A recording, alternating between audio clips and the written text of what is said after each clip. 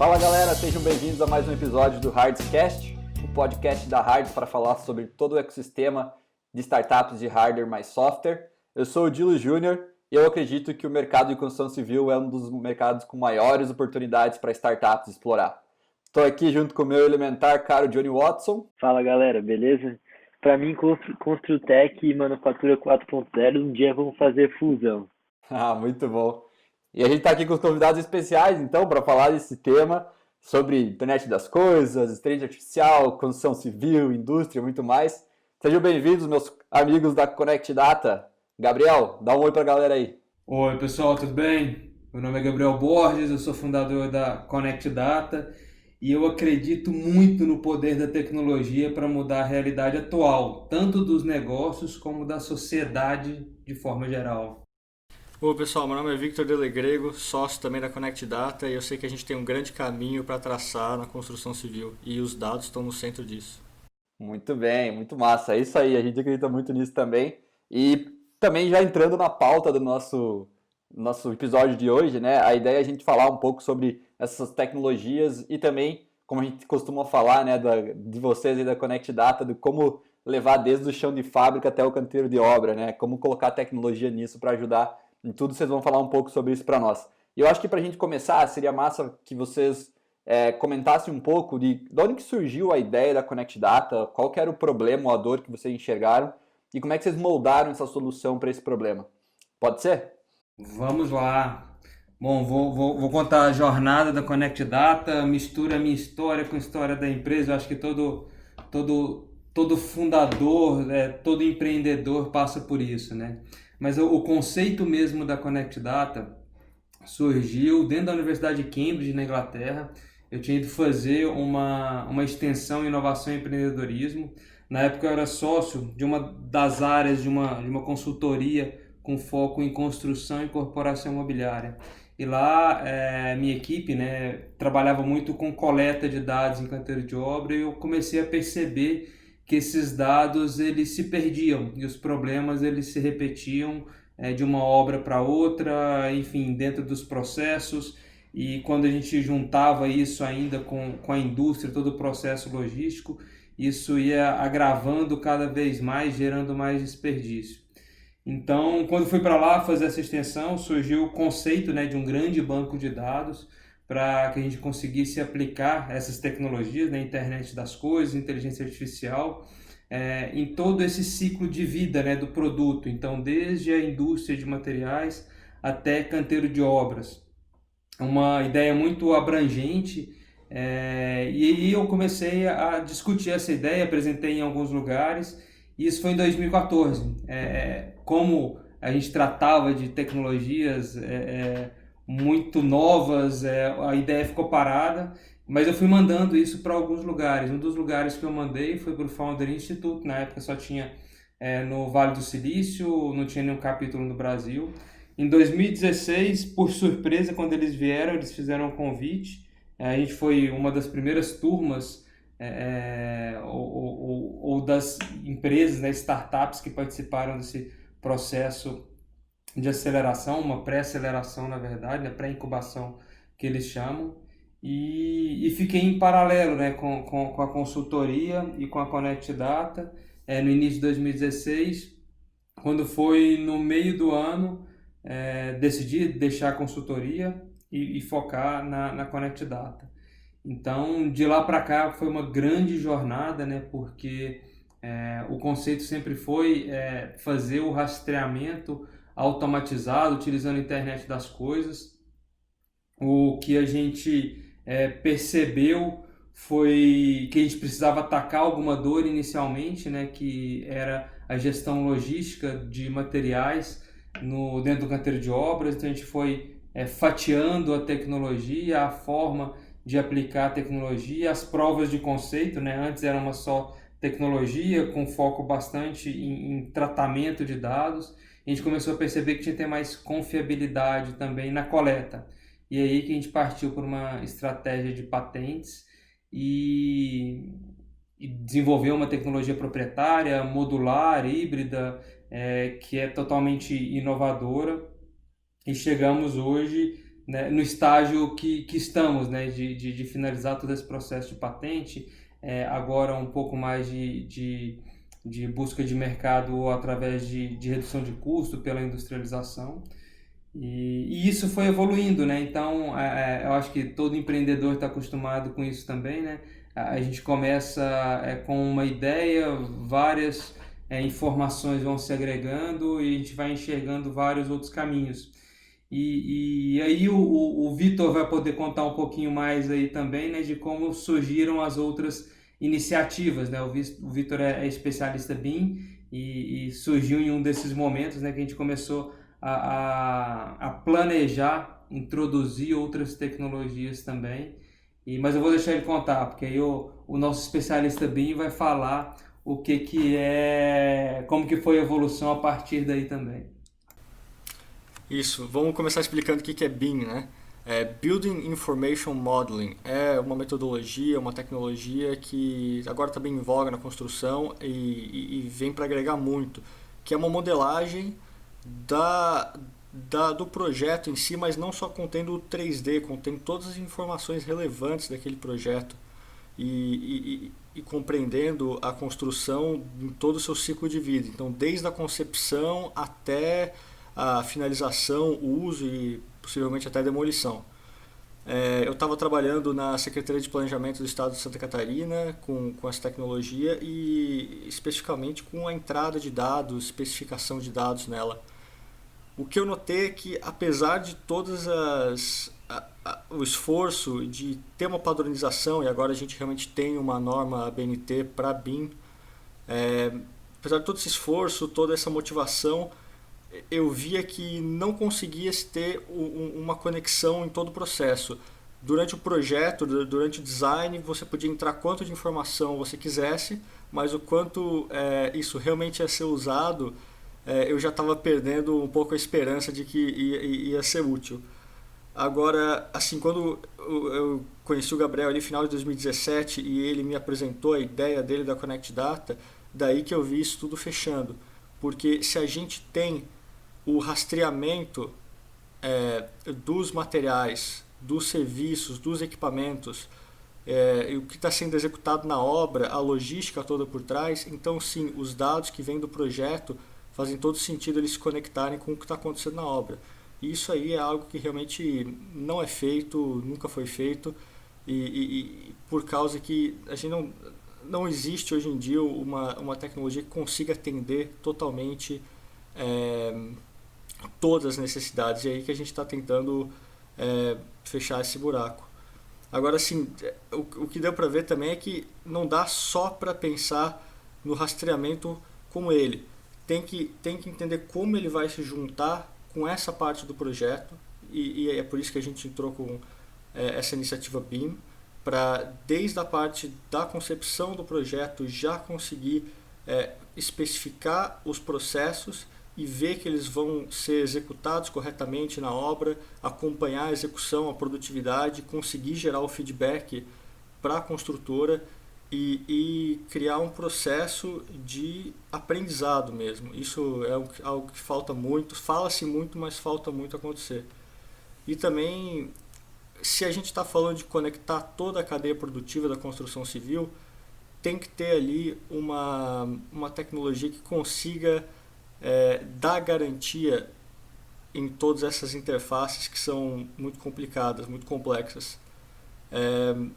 Por isso a gente também está iniciando, apesar de ser talvez a tecnologia que a gente está menos ativa agora, uma iniciativa ali em blockchain que é para conseguir garantir que as transações sejam rastreadas, sejam especificadas, mas também elas sejam executadas automaticamente, que você tenha essa confiança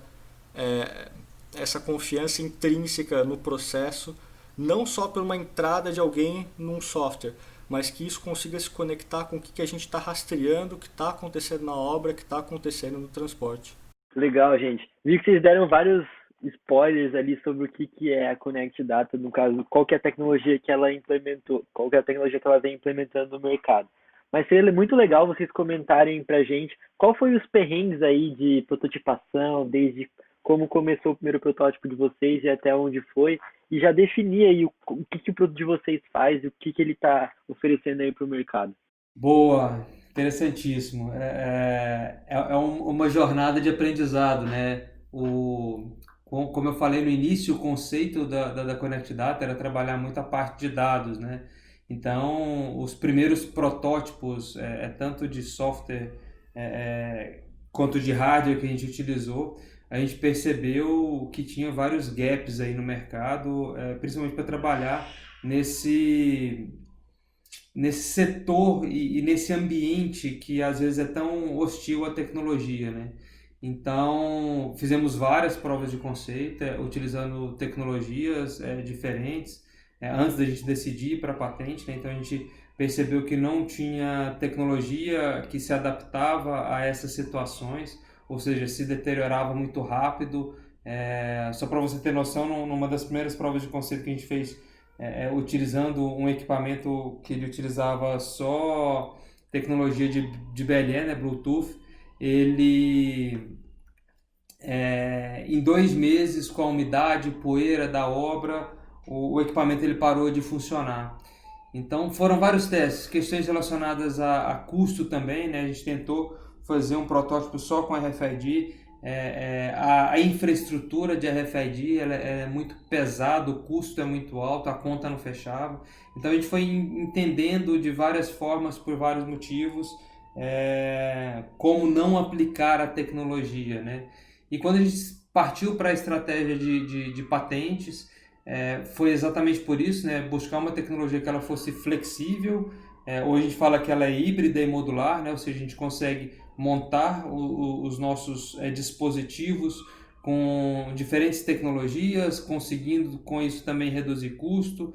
Quando a gente compara a nossa tecnologia com a primeira tecnologia que a gente fez o teste de RFID, a gente conseguiu reduzir o custo em 12 vezes já, né? Tirando toda a necessidade de infraestrutura dentro do canteiro de obras, principalmente.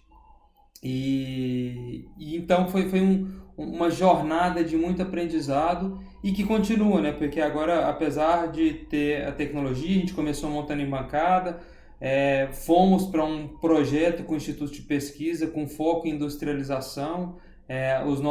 Nosso primeiro lote piloto, nossos primeiros dispositivos estão saindo agora e da mesma forma o aprendizado ele continua, né? Porque tem a parte de conexão de dados junto com a plataforma de software.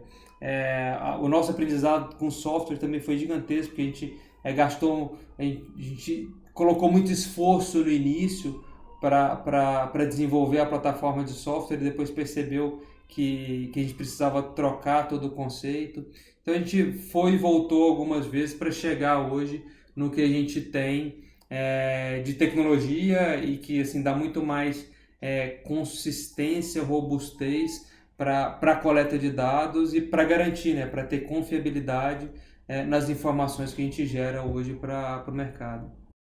Cara, muito legal. Eu acho que tu tocou num ponto que eu acho muito importante assim também, porque a gente, nesse mercado, no ecossistema de hardware, né, a gente fala muito, ou melhor, refazendo a minha colocação, a gente, no mercado de software, normalmente não se fala em patente, né? Normalmente a propriedade intelectual atrelada ali, ela não tem tanto valor, seja para investidor, seja para, enfim, para a galera que está construindo startup. Agora, no mercado de hardware, a patente tem um valor que é muito agregável, ou ele entrega algo muito bom ter a propriedade intelectual para a empresa, né? Em termos de vantagem competitiva, em termos de até valor que a empresa pode ter a tecnologia que desenvolveu. Tu poderia comentar para nós um pouco mais como é que foi todo esse processo? Porque eu acho que para quem está querendo empreender em hardware, entender, né? Claro que o processo é diferente para cada startup, enfim, para cada desenvolvimento de produto, mas tem suas similaridades. Comenta um pouco, Gabriel, como é que foi esse processo para vocês? Como é que vocês iniciaram? O que aconteceu? Quais foram os desafios? E como é que está esse processo hoje? Bom, eu vou começar e o Vitor que vai contar essa história, porque o Vitor foi peça-chave em todo o processo de patentes. Com a definição de buscar uma tecnologia proprietária, de desenvolver algo que realmente atendesse à necessidade do mercado e à nossa necessidade, foi uma decisão de desenvolver todo esse processo fora do Brasil. Primeiro, pelo período, a gente estava ali 2016, 2017, mercado da construção, quer dizer, economia de maneira geral estava bem complexo. Então, o que foi a estratégia, né? Amadurecer tecnologia fora, aonde tinha mais abertura para isso e trazer tecnologia mais pronta para o mercado brasileiro. Então, na época, eu fui para uma região que é muito forte em hardware, na América do Norte, que é no Canadá, no corredor ali Toronto, Waterloo, Kitchener, para desenvolver toda essa estratégia. Então, a gente entrou com uma consultoria estratégica de patentes ali, com apoio técnico, e começamos a desenvolver todo o processo. E o Vitor agora vai todo o processo e tem acompanhado, né? Porque não é um processo simples, né? A gente fez o depósito primeiramente nos Estados Unidos, então foi depositado lá, agora que ela foi deferida, mas no meio desse caminho aí teve algumas exigências também para a gente conseguir fechar esse processo, mas o Vitor conta um pouquinho melhor aí para vocês. Dilo, que você falou assim, tem uma vantagem mesmo de ter a patente, e a gente optou por ter dois tipos de patente, vou falar assim. Uma que descrevia mesmo nossa solução de hardware e outra que também protegia nosso método de uso em geral. Eu acredito que as duas são importantes, até a gente juntos ali. Eu lembro quando os franceses perguntaram, tá, e vocês também protegeram toda essa sua metodologia? Porque qualquer outra empresa poderia criar um hardware também com alguma diferenciação e pegar o mercado de vocês. Então, assim, nossa preocupação foi em proteger esses dois lados. E é complexo porque o entendimento de um avaliador de patentes não é bem o entendimento seu. Então, até a gente conseguir deferir as patentes, teve... assim, tiveram várias objeções e com coisas que a princípio são totalmente sem sentido e não tem nada a ver com o que você está querendo aplicar. Porque eles olham uma visão assim de alguém que não está inserido mesmo no mercado. Eles tentam ver como que um mapa mental da sua ideia pode conflitar com o mapa mental de outra ideia. Então, assim, a gente teve que justificar por que nossa tecnologia de IoT era diferente de uma por comunicação GSM da década de 90 ali, que um celular falava com outro.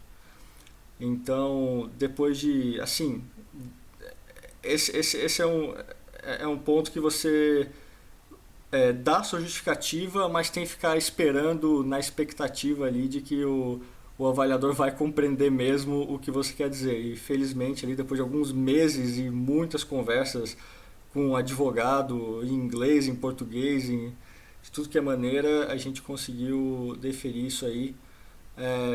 Trouxemos aqui para o Brasil uma versão um pouco adaptada, um pouco já melhorada ali da patente, e também espero aí que vá ser aceita. Mas eu acho que é um processo que realmente vale a pena, porque a gente vê pela importância que é dado a toda avaliação, de que não é assim algo facilmente facilmente derrubável, assim. É realmente uma proteção ali para nossa empresa, acho que dá uma segurança. Legal, galera. Cara, você deu uma comentada ali que você deu parece uma volta no mundo inteiro, né, para chegar com a tecnologia aqui no Brasil. E eu queria abrir um espaço aqui para a gente comentar como que é o mercado de Construtec aqui no Brasil, como é que está esse mercado, fácil aderência, difícil aderência, e também queria comentar um pouco sobre como que é a comunidade de Construtec aqui no Brasil. Se ela está forte, fraca, como é que ela está evoluindo aí, como é que vocês veem isso? Bom, vou começar, depois o Vitor complementa aí. Interessante porque quando toda a história começou lá em 2014, 2016, Construtec, esse termo ainda não existia, né? Então a gente era uma startup de construção, lá fora chamava Contec, e então a gente viu surgir esse movimento aí, digamos assim, né? A minha visão, na verdade, do mercado de construção, as oportunidades são gigantescas, né? Porque é um mercado ainda muito carente de digitalização, tecnologia, e pela própria característica do mercado, né, de ser artesanal, e tem vários motivos por ser artesanal, né, principalmente o custo da mão de obra no Brasil ainda é baixo para aplicação na construção civil. Tem questões relacionadas a investimento também, que agora que está mudando um pouco, né? Eu acho que o mercado tá começando a dar mais valor, entender melhor as tecnologias, né? Então, eu acredito que uma onda de 2018, final de 2018 para cá, que muitas empresas começaram a visitar ambientes de inovação fora do Brasil, foram para Israel, foram para a China, foram para o Vale do Silício. Então, os executivos dessas empresas voltaram com várias ideias, e aí a gente começou a enxergar esse movimento e os espaços se abrindo. Foi aí que a gente começou a desenvolver projetos com construtoras como Tegra, Engeform, aqui em São Paulo, que começaram a ter mais abertura para tecnologia, para inovação. Então, assim, são grandes oportunidades. Eu acredito que agora a gente está tendo muito mais valor, né? As empresas estão enxergando muito mais valor no que a gente tem para oferecer, né? Dentro de uma estrutura mais enxuta, mais rápida, para aplicar isso de forma mais consistente dentro dos seus processos. E a comunidade Construtec veio crescendo também com isso, né? Eu acho que centros importantes de Construtec foram surgindo no Brasil. Eu acredito que Florianópolis é um deles, com a vertical de Construtec dentro da ACAT. Então, existe essa evolução, as pessoas passaram a se comunicar um pouco melhor também em relação às tecnologias, parcerias começaram a ser feitas, mas eu acredito que é só o início disso tudo, né? Eu acho que a gente está bem no comecinho e que isso tem muito para evoluir e crescer também. E tanto assim, acho que está tão no início que há poucos anos ainda se referia muito a Construtec como empresas voltadas para imobiliário. Hoje em dia tem uma separação ali que se fala de PropTech, né? de propriedade, mas a gente vê que tem sim agora empresas mais maduras que estão se colocando como Construtec. E cada uma eu acho que tem sua maneira de atacar o problema. A gente não vê tanta concorrência direta nesse sentido, talvez. Acaba virando um ambiente ali de colaboração. Até onde eu sei, nós somos os únicos aí que estamos tentando resolver essa situação com o uso de hardware, e apesar de hardware ter todas essas complicações extras, né, custos altos, patente que a gente tem que ir atrás, desenvolvimento, eu vejo ali um diferencial na gente como uma solução mais madura, uma solução mais ampla também para os nossos clientes, não só um sisteminha que vai resolver um ponto específico, mas não vai trabalhar o problema de forma holística. Legal. Por estar aqui em Santa Catarina, né, a gente conhece, por exemplo, Balneário Camboriú, que é um mercado, uma cidade onde a construção civil é muito quente, né? A gente vê que nos últimos anos a adoção de tecnologia por essa indústria tem crescido, né? Acredito ainda que tem muita oportunidade para ser colocado, como eu falei lá no início, né? Mas a gente vê que isso está aumentando e que as próprias empresas estão começando a olhar para isso como formas de trazer diferenciais, tanto nos processos, né, quanto até na forma como eles entregam esse valor para o mercado, né? Ou seja, trazer inovação para a construção civil também é algo que está sendo valorizado pelas empresas. Muito massa.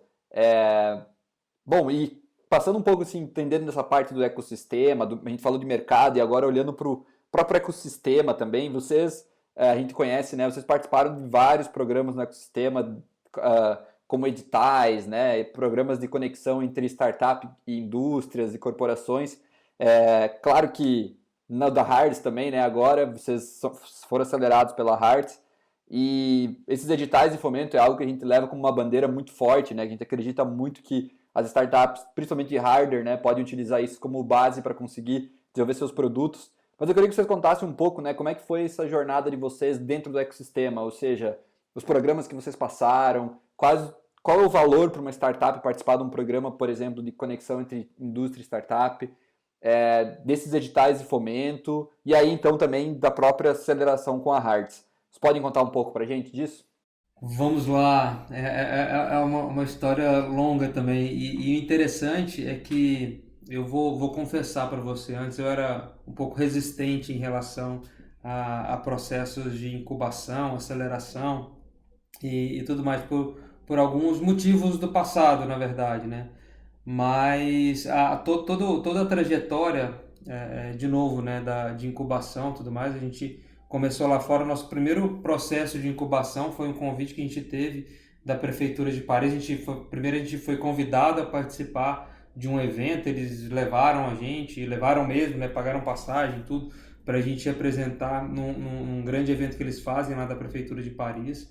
E depois eles convidaram a gente para fazer uma incubação em um centro que eles têm lá, que chama Comet, enfim. E a gente começou a participar do ambiente do ecossistema lá também, do Impulse Partners, enfim, conversar com vários atores do setor. Lá eram 18 indústrias grandes da construção civil. E eu comecei a enxergar o valor, e isso foi crescendo, foi evoluindo com os outros processos, aqui, principalmente de relacionamento, né? Eu acho que o grande valor que a gente consegue trazer de todos esses processos é relacionamento. Você vai conhecendo pessoas tanto do próprio setor de tecnologia ou de outros que vão fazendo essas correlações. E foi a partir daí que a gente começou a fazer mais essas aplicações, né? Inclusive, o primeiro processo de aceleração que a gente participou foi do Okara Hub.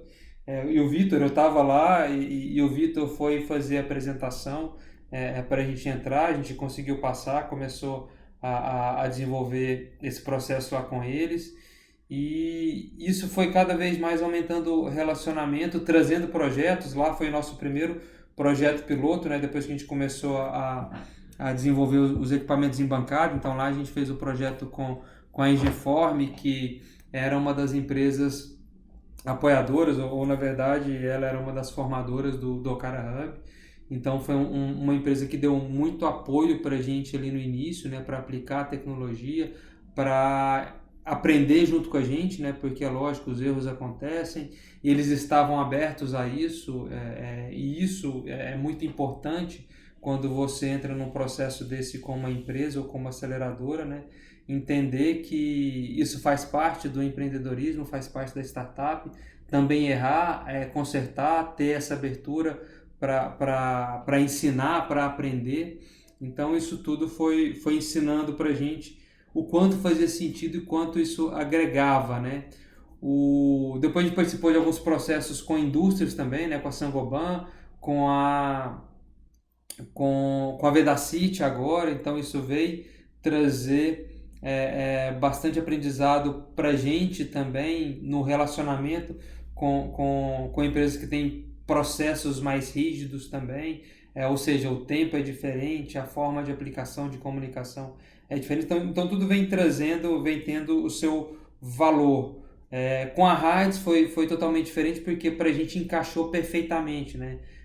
A gente era muito questionado, mas hardware, pô, o investimento de capital inicial é muito grande, como vocês vão conseguir crescer? E a gente sempre enfrentava isso quando conversava com o investidor e tudo mais.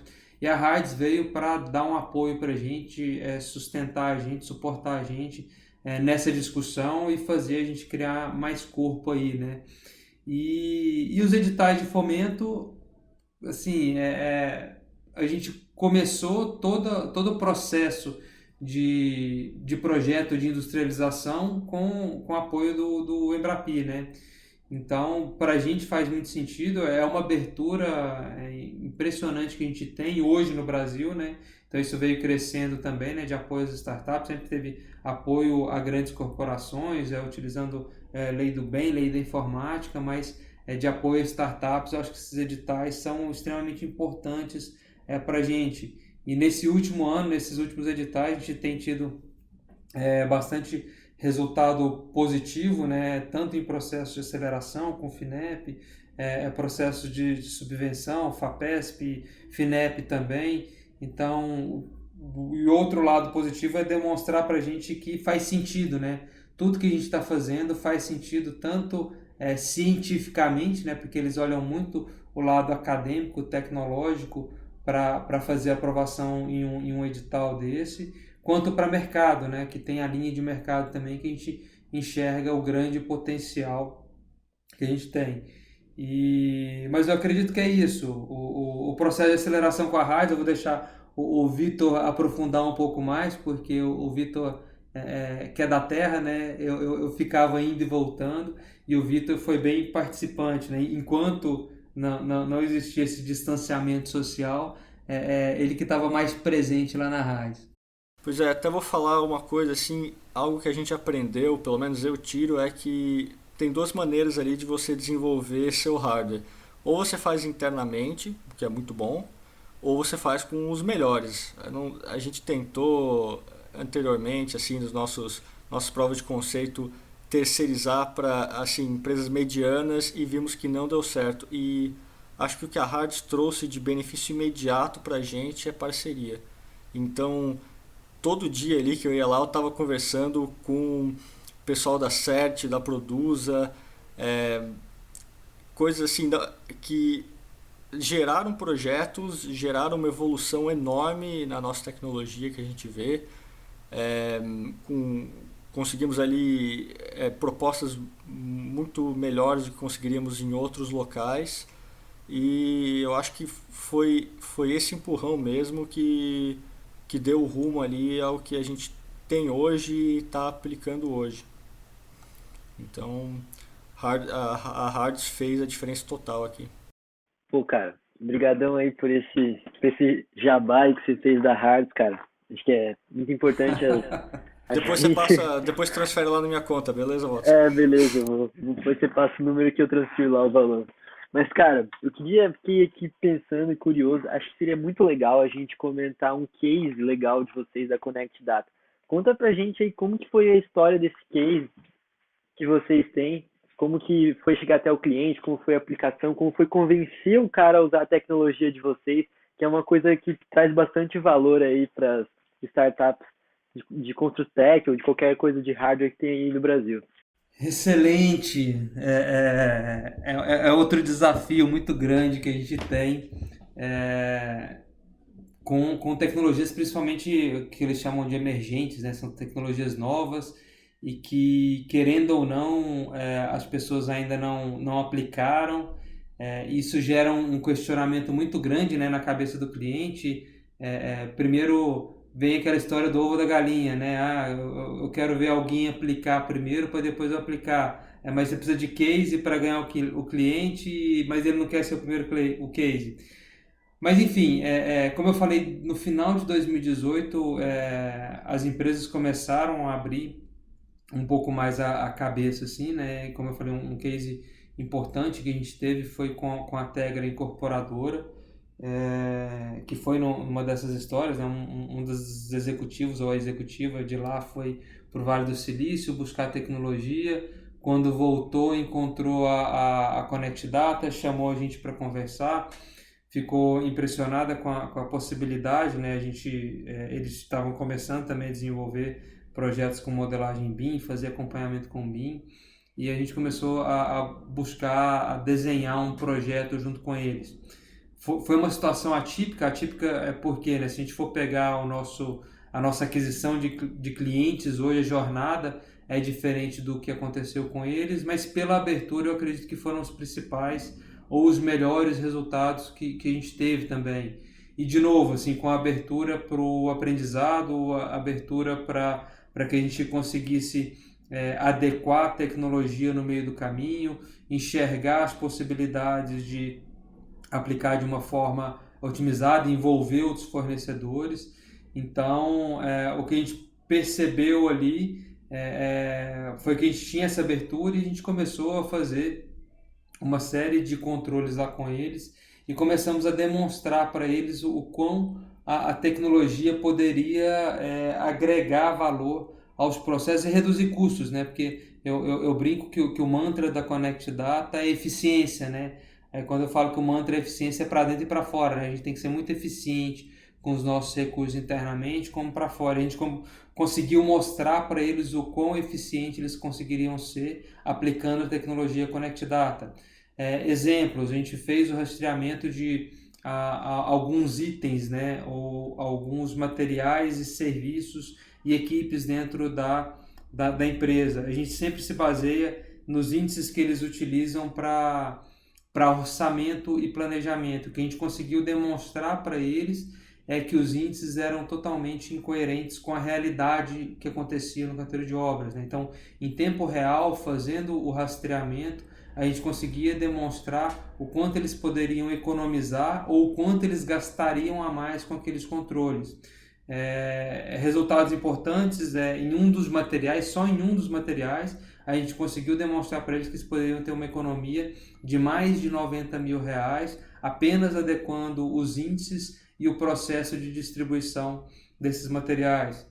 Em um outro serviço, revestimento cerâmico, aplicação, onde a gente envolvia a equipe também, fazia correlação de produtividade com a equipe, a gente conseguiu demonstrar ganhos incrementais, ou seja, de um pavimento para outro, demonstrando para eles qual que era a tendência de desvio, eles poderiam economizar mais de R$120 mil também no controle de materiais, desde o estoque até os pontos de distribuição. Então, foi um case extremamente importante, e essa semana eu tive uma surpresa boa, porque a obra que nós fizemos, que teve abertura, né, de fazer esse piloto com a gente, ganhou o prêmio Top Imobiliário aqui em São Paulo. Então, ou seja, foi realmente um projeto de referência para eles e para a gente, na verdade, né? Então, esse foi o nosso principal case, né? Tem outros casos também, né, que a gente fez rastreamento só de pessoas, só de materiais, conseguiu demonstrar aí também alguns resultados qualitativos e quantitativos também, né? No caso de pessoas, a gente conseguiu demonstrar que a ineficiência da equipe poderia baixar de 40%, né? Ou seja, 40% da equipe ineficiente, a gente conseguiu reduzir isso para 14%, mas isso em custo era uma redução de mais de 30% aí no custo da equipe. Então já tem alguns resultados bem interessantes aí em relação à aplicação da tecnologia. E, cara, fiquei pensando aqui, como que funciona esse input de dados de vocês? O cara, eu suponho que vocês pensaram em toda uma logística para o cara não precisar perder muito tempo fazendo input de dados e tendo um valor maior, né? Como é que você podia abrir um pouquinho para a gente como que funciona a tecnologia de vocês? Assim, Watson, não só a gente teve todo um pensamento de como otimizar essa entrada, mas também reduzir ao máximo o erro humano, né? Porque se você deixar... Primeiro que se você deixar todo mundo entrar o que quiser, vai ser igual fazer uma planilha gigantesca e não vai servir nada, né? E outra que um benefício que a gente traz é a confiabilidade dos dados. É que não pode uma pessoa só ir lá e estragar todo o sistema. Então a gente com certeza faz uma parceria com a empresa, né? Tem alguns encarregados, tem algumas pessoas chaves que entram as informações, mas a princípio são informações básicas. Quais são os materiais, quem são os trabalhadores, quais os turnos, quais as jornadas de trabalho. E a maior parte do trabalho mesmo ocorre em campo. É realmente as pessoas utilizarem as tags, os beacons, o equipamento que elas precisam, os sensores sendo colocados nos locais corretos, e então o processo pode correr normalmente. A nossa proposta é realmente um rastreamento totalmente automatizado e sem nenhuma intervenção humana depois que ele foi setado. Então, o nosso sensor não tem botões, não tem interface. A ideia é que depois que está pronto, o máximo que as pessoas precisam fazer é verificar que as informações estão vindo corretamente. Legal, que eu imagino que o mais difícil para vocês não sejam convencer o dono da obra, né? Porque mostrando os números, o cara já se convence na hora, mas o mais difícil de convencer, com certeza, são o pessoal que trabalha na obra dia a dia, que para eles é aquele velho, eu trabalhei sempre assim e eu gostaria de estar trabalhando assim até o final, né? Que é o mais difícil. Com certeza. Uma coisa que a gente vê é que tem essa resistência mesmo de que às vezes é o supervisor ali que não está muito afim de ser avaliado, né? Mas a gente tem uma proposta que é também mostrar que essa tecnologia gera segurança para o trabalhador. Porque, na verdade, não é ficar espiando o que ele está fazendo, não tem essa intenção. É ver se os processos estão sendo seguidos corretamente, ver se a pessoa está sendo valorizada de forma correta também. Então, tem resistência, mas a gente também tem argumentos. E também teve muita evolução nesses últimos anos em relação a isso. Como eu falei, nas primeiras provas de conceito que a gente fez, a gente perdia muito equipamento, tanto o próprio sensor quanto as tags ou etiquetas que ficavam nos materiais ou com os colaboradores, né, os funcionários. Então a gente tinha muita perda disso e a gente enxergava muitas vezes que era má fé. Isso começou a mudar, eu acho que as empresas começaram a trabalhar isso melhor também, a cultura, né, da tecnologia, da inovação, da melhora de eficiência, produtividade. E o que eu acho que é importante é perceber a reação deles, né? Porque a gente tinha muita preocupação com isso, mas e o pessoal de campo mesmo, né? Eles vão aceitar, eles não vão se sentir vigiados. E um desses projetos que eu citei, que a gente fez só o acompanhamento de pessoas, né? Conseguiu reduzir a falha de eficiência, a ineficiência, né, de algumas equipes. Eles foram treinados no diálogo diário, né, de segurança sobre a importância. E mesmo sem a necessidade, como o Vitor explicou, né, tudo automatizado, né, a partir do momento que você setou, que você colocou o equipamento, ninguém precisa fazer nada, é passar por ali, o equipamento está enxergando, o nosso painel de controle dentro do sistema mostra se os dados estão sendo coletados e transmitidos ou não. Mas pelo treinamento que eles receberam, eles passavam perto do sensor e mostravam o crachá, mesmo sem precisar, eles mostravam o crachá para realmente serem lidos e o que o Vitor falou, serem valorizados, né? Porque ali a gente gerava informação, por exemplo, de hora extra, hora trabalhada, enfim, produtividade individual, produtividade de equipe, eles enxergavam, eles passaram a enxergar valor nisso. Então, a gente acredita na mudança da mentalidade, tanto das empresas, né, da gestão da empresa, mas também que isso é passado pro colaborador através de estratégia, lógico, né? Então, a gente enxerga a evolução e acredita cada vez mais que essa conscientização está cada vez mais arraigada, principalmente quando a gente fala do uso de tecnologia para trazer maiores benefícios para todos ali dentro também. Cara, muito legal. Então, é interessante, né? Vocês trabalham em toda a cadeia da construção civil, né? Desde, tipo, olhando lá para a indústria, né? Até o canteiro de obra, mas também com todas as pessoas que estão dentro dessa jornada, né? E todas as pessoas que, de alguma forma, estão interagindo com a tecnologia, com o processo todo que vocês estão trabalhando. E isso é muito legal, porque cada vez mais a gente tem que ver que, muitas vezes, as startups pensam assim, eu vou gerar valor só para quem está pagando a conta lá no final, né? Mas não, tem que gerar valor para quem também interage com o processo, né? E como que isso potencializa como a startup consegue entregar benefícios para uma empresa, para uma corporação, ou no caso ali para uma construtora, né? Muito massa. A gente está chegando aí ao final do nosso tempo aí que a gente tem estipulado, e eu acho que seria legal, então, primeiramente agradecer vocês aí pelo compartilhar um pouco da história de vocês. Sei que teremos muitas histórias ainda para contar, né? A gente está aí nessa primeira temporada do Hardcast falando com as startups que estão passando pelo programa de aceleração. Mas eu acho que eu queria que vocês, para finalizar, assim, antes de vocês se despedirem da galera, eu queria que se vocês pudessem deixar uma mensagem, uma dica lá para o Gabriel ou para o Vitor, que estavam lá atrás, alguns anos atrás, iniciando o processo de criação da Connect Data, qual seria essa mensagem? Ou seja, alguém que queira se aventurar nesse mundo de hardware e software, o que você diria para essas pessoas? Qual é a dica que vocês dariam para essas pessoas?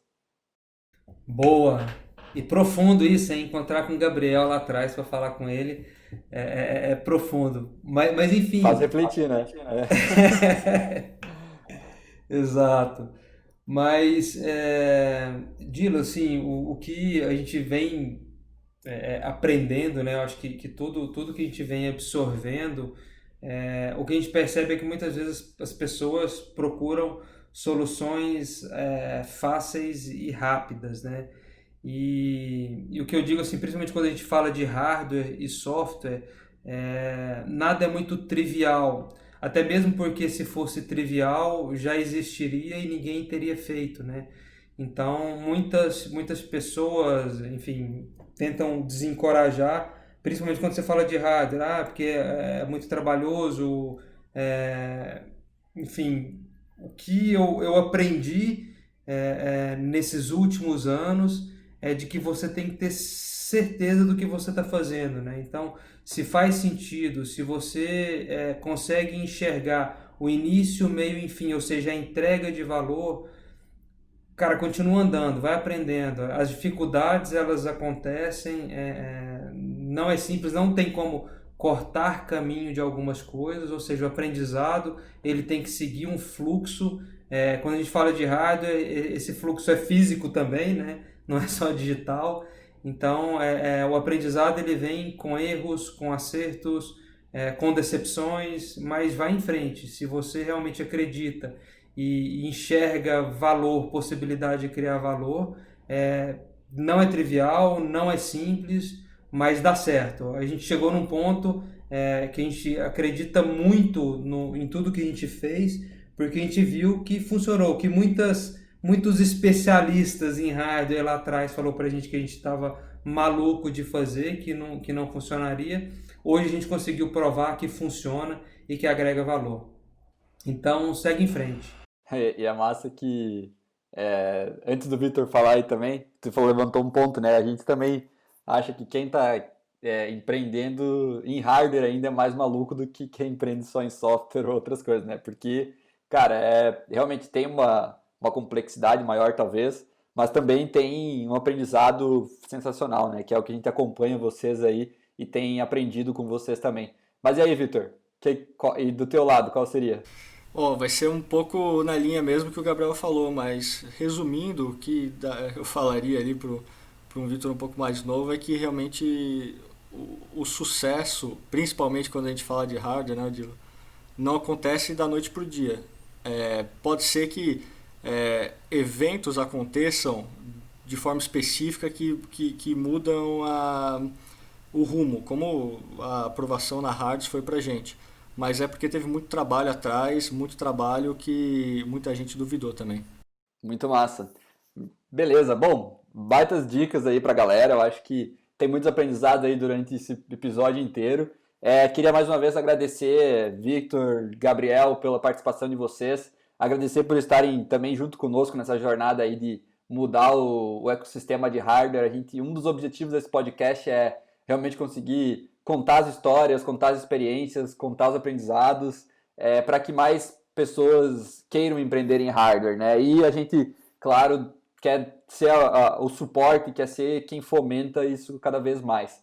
Então, muito obrigado mesmo, parabéns também por tudo que vocês nos contaram, a jornada de vocês, e a gente espera que nas próximas temporadas a gente consiga trazer mais novidades aí do que vocês têm feito. Se quiserem dar um tchau pra galera, agora é o momento. Obrigadão, galera. Até mais.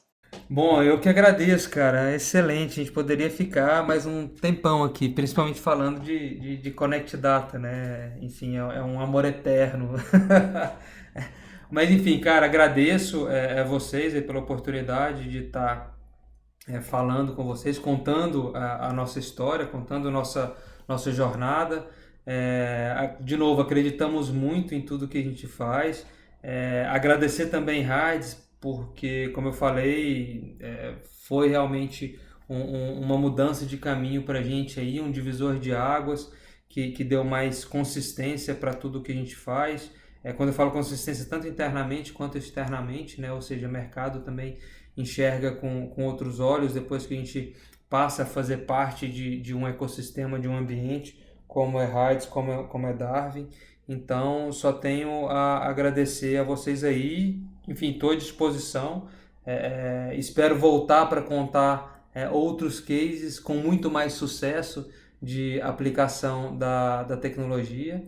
E também, se alguém quiser conversar sobre a internet das coisas, construção civil, se quiser entrar em contato, a gente bate um papo também. Obrigadão para vocês todos aí, o Watson, Dilo e todo o pessoal aí da Hards também. E estou à disposição de vocês. Um abração. Isso aí, pessoal. Agradeço muito e nós logo espero, sim, muito que nós voltemos com várias novidades aí para contar no podcast. Então é isso, galera. Fechamos mais uma vez com essa filosofada que a gente deu aí no final. Agradeço muito a participação do Victor, do Gabriel. E é isso aí, galera. Nos vemos na próxima. Falou, até mais. Valeu, falou!